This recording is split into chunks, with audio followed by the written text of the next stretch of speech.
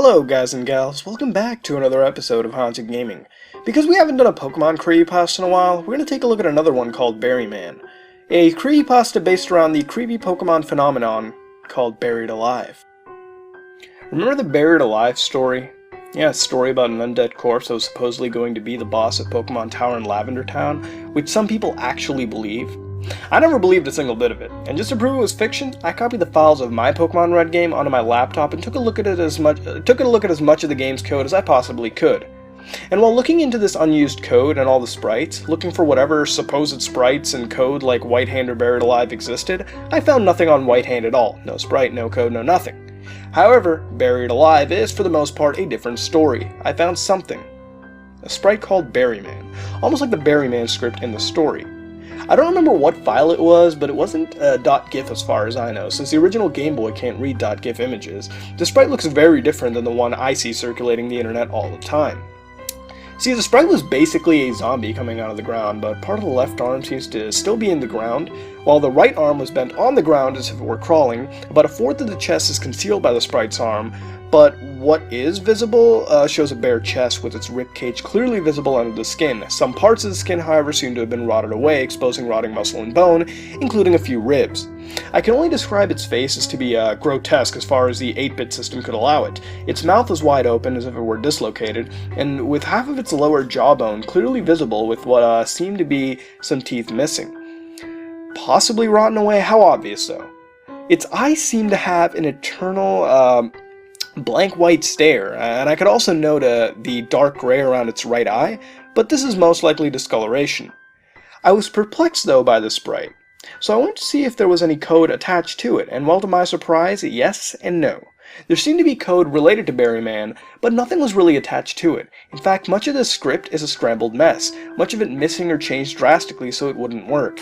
It seems to be intentionally altered by quite possibly the team at Game Freak, and they did a damn good job ripping this code apart, rendering it useless data. But it was never gotten rid of, like I imagined it likely would. Could Game Freak have forgotten about it, or were they too lazy to remove it? I don't know. But from what remained of the intact portions of code, I could only find 3 things that really mattered at all. Number 1, this code is likely from some time in pre-alpha stage, but I'm not certain. Number 2, it was to have 4 Pokemon, a Gengar, a Muk, a Haunter, and a 4th lost in the scrambled code.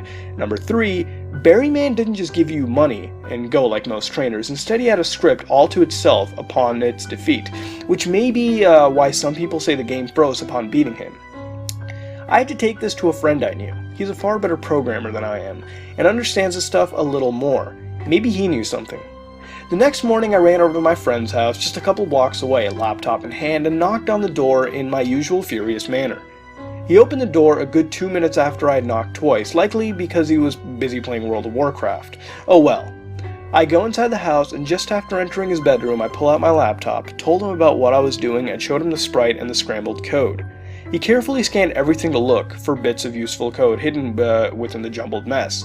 He told me he could make major alterations to the code to fix the Buryman script and make it possible to fight it. However, it would likely take all night to perform, and it would have to be played on an emulator, which I had, a Visual Boy Advance, as he would not alter the game cartridge itself out of respect. I accepted his deal, loaded the files into a flash drive, and handed it over to him. He then asked me how far I am into the game. Last time I remember, I had just beaten Erica, healed up, and ready to return to Lavender Town. I told him this, he remarked at how convenient it was, and left taking the flash drive with him. The next day, my friend came back to my house and handed me the flash drive. He told me he made all the needed alterations and managed to keep my progress. Wasting no time, I popped in the flash drive, loaded my VBA, loaded the altered game, and went on from there. I make it back to Lavender Town and went into Pokemon Tower. Seemingly everything is the same as in an unaltered game. Going up the first 2 floors, find some Ghastlies and the occasional Haunter, everything was normal. That is, until the 3rd floor.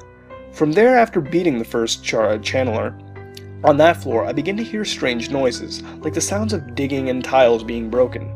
As I ascended the floors of Pokemon Tower, I begin to hear moaning from time to time, as if someone was in pain. However, it sounded so distorted, it didn't sound like a moan in pain. From there, everything was as normal until I got fairly close to where I would normally fight the dead Marowak. From here, I can hear growling and snarling, which is funny because I didn't see a sprite of anything. So I take a couple of steps to where I would normally fight the Marowak, and suddenly I'm stopped in my tracks. I hear an aggressive screech and enter what seemed to be a trainer battle. Only the encounter tone was distorted, as was the music that played during the trainer battle. Buryman wants to fight, the text box says. There, I see the zombie sprite I saw just days before. I first bring out my Raichu. It brings out a Haunter. A quick Thunderbolt caused the Haunter to faint. Now keep in mind, my Pokemon are about level 40 plus-ish already, so just a heads up. But for whatever reason, as this thing brought out its next Pokemon, a Marowak of all things, the music began to distort, becoming slower and slower as time passed, almost in a demonic manner. I brought out my Gyarados and took care of the Marowak with ease. Next was Gengar. I expect things to become even creepier from here. I brought out Mew, and sure enough, a dose of Psychic does the trick. Psychic's sound was different this time. Rather than the usual sound, a remixed version of the sound including high-pitched beats played instead. I wasn't affected by the sound, despite being able to hear the high-frequency sounds quite clearly, but I bet that would give, I bet that would really give someone a headache given certain circumstances. Finally, Buryman was down to its last Pokemon, a Muck. Same deal as Gengar, Psychic. It still had the same weird sound it did before against Gengar. I won. Oh wait, have I won? I clearly beat him, but it's not showing the usual victory sequence. For a few moments the music was gone, everything was silent. The screen went black for a fraction of a second, and immediately after came a horrid scream. Not like a scream for help, but like a scream from before when this battle began. The music played again, only this time it was about 3 times faster than usual, and Buryman came out into view. Not to admit defeat, but from the looks of it, to fight me and my team. The level was blank, only showing its name above the health bar. So I guess this is what happens. Am I surprised? Slightly. I wasn't given the choice to switch Pokemon. Raichu automatically switched out Mew. Why is that? Anywho, onto battle. I had yet to test out a new move. I've taught Raichu and Celadon, Thunder, and this odd occasion seemed like the opportune time to test it out. As such, I selected Thunder. By now I'm expecting something creepy to happen. The Thunder animation plays as normal. Buryman's health dropped, little by little, all the way down to 1 health point. The screen goes black for a frame, and I am instantly back in the overworld. I take 2 steps back automatically as an overworld sprite of Buryman slowly crawled towards me. The sprite was bald and had dark patches all over its body, and from the looks of it, its legs were torn off. Raichu suddenly appeared in front of me, in between me and Buryman. A text box appears reading, "Raichu, get over here, you rotting son of a..." I press what was mapped as the A button and the screen goes black again. The sound clip of Thunder played, and the screen rapidly flashed as if it were trying to give you a seizure. With each flash showed a picture of an undead man without legs being ripped and blown apart. After this little sequence, I'm back in the overworld, only this time where the Buryman sprite was is now a pool of blood, most likely as far as I can tell, as was the area surrounding it. Raichu was back in his ball, and I went and checked his summary, and immediately I see the sprite is not at all the same. Raichu was standing up straight, had his arms crossed, was covered in patches of blood, and had a smirk on his face. Is my Raichu suddenly max pain now? Also, he now seems to be level 50.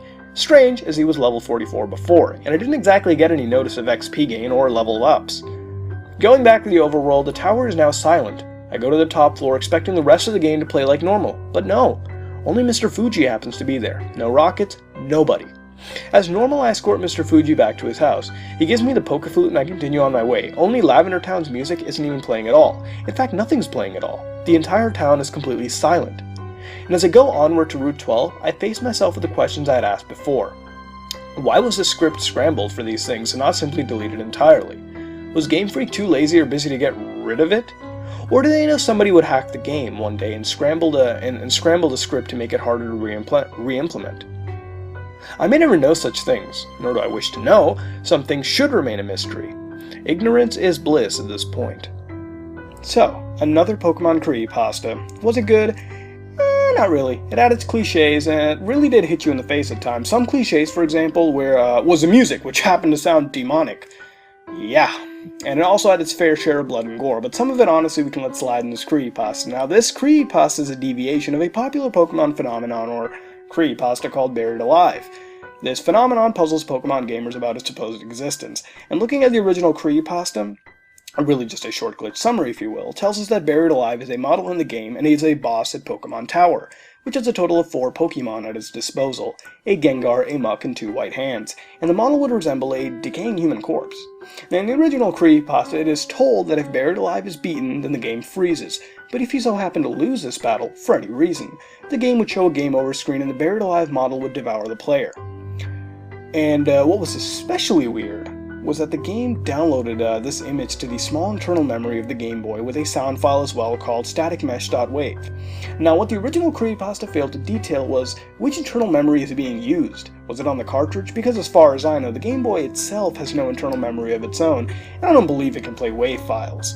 But if you know more about the Game Boy hardware and have a possible explanation, please let me know in the comments below.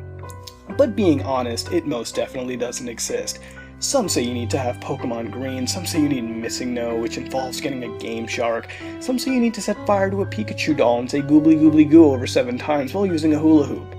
There are too many supposed theories on how to encounter the thing, and honestly, if they were real, we would see a code in front of our eyes. I said the Pokemon hacking community is huge before, and if anything like this exists, we would see it, and honestly, why would Game Freak even put this into a kid's game? Why would you even go through the effort to code this?